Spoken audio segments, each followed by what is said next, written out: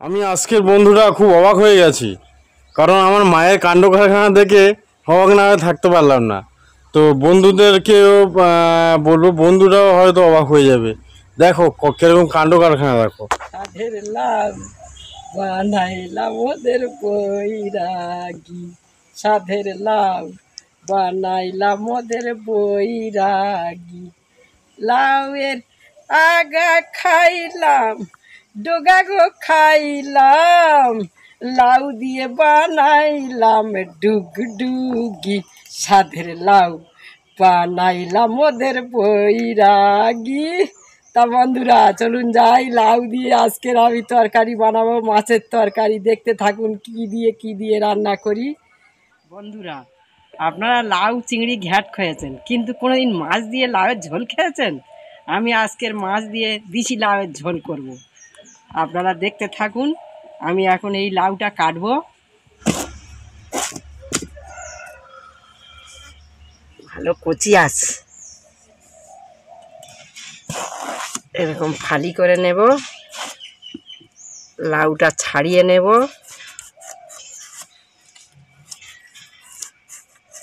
লাউটা আমি কেটে ছাড়িয়ে নিয়েছি।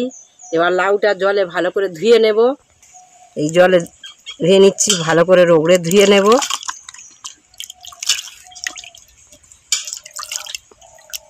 ছাড়িয়ে তো ধুয়ে নিয়েছি, এবারে মোটা মোটা করে গোল গোল করে কেটে নেব। যেহেতু দানাগুলো কচি কচি আছে, তাই সব নিয়ে নেব।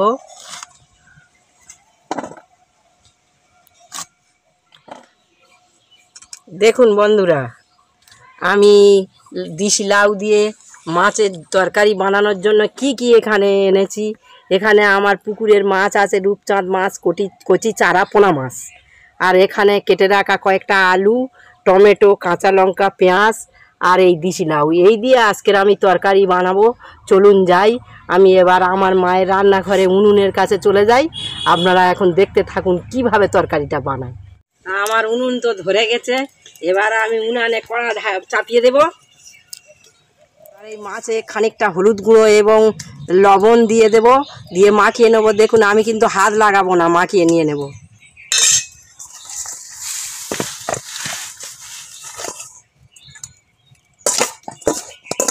আপনারাও ঠিক এইভাবে মাখিয়ে নেবেন, হাত লাগাতে হবে না। আমার কড়া তো গরম হয়ে গেছে। এবার খানিকটা ভেস্টিজ অ্যাসোয়ার্ডের তেল দিয়ে দেব।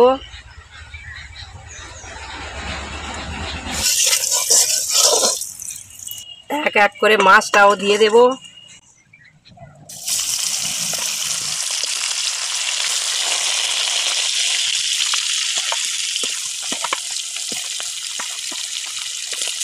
আমার ভাজা হয়ে গেছে। এবার আমি কড়া থেকে এক এক করে তুলে নেব।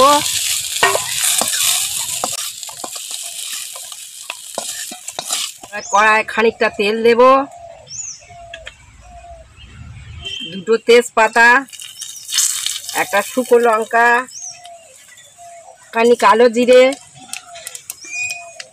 দিয়ে নেড়ে দেব। এবারে দেব কেটে রাখা পেঁয়াজ এবং চেরা করা কাঁচা লঙ্কা, একটু নেড়ে চেড়ে দেব। এবারে দেব কুচে রাখা টমেটো, খানিকটা নেড়ে চেড়ে নেব। এবারে দেব স্বাদ মতো লবণ এবং কিছুটা পরিমাণে হলুদ গুঁড়ো, একটু নেড়ে চেড়ে নেব। এবারে দেব কেটে রাখা আলুগুলো, খানিকটা নেড়ে চেড়ে হয়ে গেছে। এবারে আমি কেটে রাখা লাউগুলো দিয়ে দেব। আমার এটা কষা হয়ে গেছে। বন্ধুরা মনে রাখবেন, কিন্তু এই ডিশ লাউটা কষতে কষতে কিন্তু জল ওঠে। এই জলটা সম্পূর্ণ কষে মেরে দেবেন, তবেই সুন্দর লাগবে। এবারে হাফ কিন্তু সিদ্ধ হয়ে গেছে। এবারে অল্প পরিমাণে জল দিয়ে দেবো এতে। দেখুন এই জল দিয়ে দিচ্ছি অল্প পরিমাণে। খানিকটা নেড়ে দেব, দিয়ে এবারে ঢাকা দেব। এবার এটা সিদ্ধ হবে, দেখবো কেমন হয়েছে। খুব সুন্দর গন্ধ ছেড়েছে।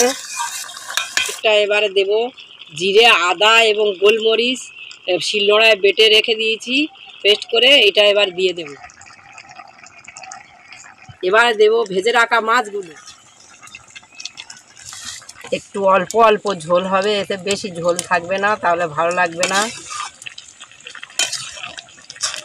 আর উপর থেকে খানিকটা কুচে রাখা টমেটো দেব,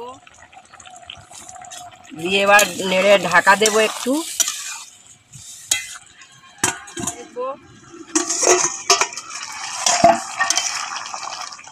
একটু নেড়ে দেব।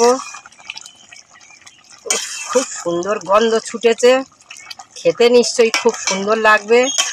আর একটুখানি ঢাকা দেব। আর আমি ঢাকাটা খুলে দেখব, এবারে হয়ে গেছে। এবার ঢেলে নেব।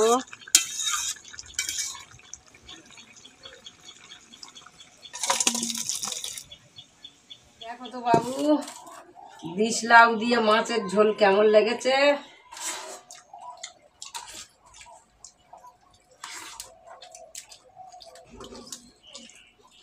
খুব সুন্দর লেগেছে। দেশি লাউয়ের যে এত সুন্দর স্বাদ, না খেলে বন্ধুরা বলতে পারবে না। দেশি লাউ দিয়ে মাছের ঝোল এত সুন্দর লেগেছে। বন্ধুরা, তোমরা এই ভিডিওটা যারা পুরোপুরি দেখোনি তারা খুব মিস করেছো, সেই জন্য বলি বারবার ভিডিওগুলো পুরোপুরি দেখতে। এত সুন্দর লেগেছে, তোমরা বানিয়ে খেয়ে দেখবে। এই পুকুরের মাছ দিয়ে দেশি লাউয়ের যে ঝোল, এই ঝোল বারবার খেতে ইচ্ছা করবে, দামি দামি মাছ মাংস খেতে ইচ্ছা করবে। তো সত্যি খুব অসাধারণ হয়েছে বন্ধুরা। তোমরা পারলে চ্যানেলটিকে লাইক, সাবস্ক্রাইব এবং কমেন্ট করে যাও আমাদের চ্যানেলে। ভালো লাগলে ভিডিওটা বেশি বেশি করে শেয়ার করো। এটুকুই বলার, আর বেশি কথা বলবো না। আমরা খাচ্ছি, তোমরাও বন্ধুরা ঝটপট করে খেয়ে নাও। খুব সুন্দর লেগেছে, ধন্যবাদ।